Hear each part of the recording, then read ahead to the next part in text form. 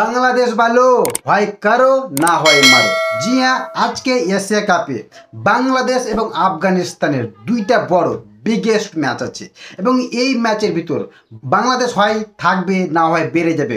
Already তো 75% তিনি বেরিয়ে গেছে এশিয়া কাপ থেকে, সুপার ফোর থেকে, আর 25% আছে সেটা আবার অন্য টিমের উপর ভরসা করে। জি হ্যাঁ বন্ধুরা, আজকে দুইটা ম্যাচ আফগানিস্তান এবং বাংলাদেশের সবচাইতে বড় দুইটা বিগেস্ট ম্যাচ আছে এবং এই ম্যাচের ভিতর বাংলাদেশকে একতরফা ম্যাচ জিততে হবে এবং আফগানিস্তানকে একতরফা ম্যাচ হারাতে হবে।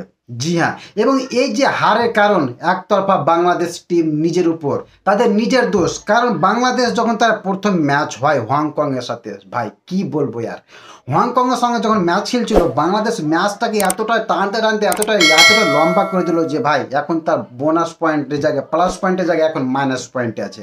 জি হ্যাঁ, যেই ম্যাচটা 14 ওভার বা 15 ওভারে শেষ করে দেওয়ার কথা ছিল সেই ম্যাচটা 17 ওভার 18 ওভার লেগে গেল এবং সেখানেই আর বাংলাদেশ অলরেডি হেরে গেছে। জি হ্যাঁ, আমি এর আগের ভিডিওতে বলেছিলাম যে বাংলাদেশ যদি বোনাস পয়েন্টে হারে তাহলে তাদের কপালে খুব দুঃখ আছে। কারণ আজকে ম্যাচ যেহেতু অলরেডি তারা যদি হারিয়ে দেয়, আজকে ম্যাচ যদিও তারা বাংলাদেশ আফগানিস্তানকে হারিয়ে দেয়, এমনি হারিয়ে দেয়, তাহলেও কিন্তু সুপার ফোরে আসতে পারবে না। জি হ্যাঁ, কারণ তাদের এখন মাইনাসে আছে, শ্রীলঙ্কা এখন প্লাসে আছে, আফগানিস্তানও প্লাসে আছে। তাই বাংলাদেশকে যদি জিততে হয় তাহলে আফগানিস্তানকে একতরফায় হারাতে হবে।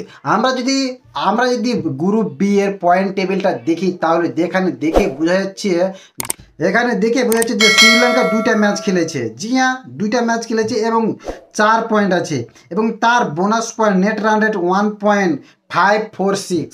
আফগানিস্তান একটা ম্যাচ খেলেছে, একটা ম্যাচ জিতেছে, তার পয়েন্ট 2 পয়েন্ট এবং তার বোনাস পয়েন্ট দেখেন এখানে 4.700 তার বোনাস পয়েন্ট। আর বাংলাদেশ দুইটা ম্যাচ খেলে একটা ম্যাচ হেরে গেছে শ্রীলঙ্কার সঙ্গে হেরে -0.650।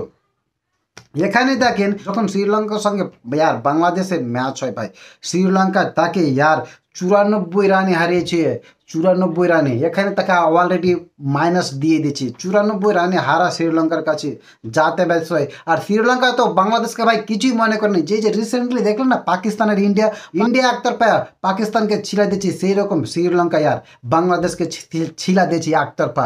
বাংলাদেশ যে সুপার ফোর থেকে বেরিয়ে যাবে তার একমাত্র দায়িত্বভার বাংলাদেশ ক্রিকেট টিমের। কারণ তারা নিজেরাই চাইছে না যে তারা এগিয়েছে। যে ম্যাচটা 15 ওভারে শেষ করার কথা ছিল সেই ম্যাচটা এখন 18 ওভার লাগিয়ে দিল। বোনাস পয়েন্ট এখানে তো মার খেয়ে গেছে। যদি সেখানে যদি বোনাস পয়েন্টে যদি প্লাস পয়েন্টে থাকতো তাহলে তো এখানে কোনো কথাই ছিল না। আফগানিস্তানকে যেরকম সেরকম করে হারিয়ে দিল, সে অলরেডি চলে আসতো। আর যদি আজকে বাংলাদেশকে সুপার ফোরে থাকতে হয়, যদি বাংলাদেশকে একতরফা ম্যাচ জিততে হবে। জি হ্যাঁ বন্ধুরা, একতরফা ম্যাচ জিততে হবে এবং বোনাস পয়েন্টে এগিয়ে যেতে হবে।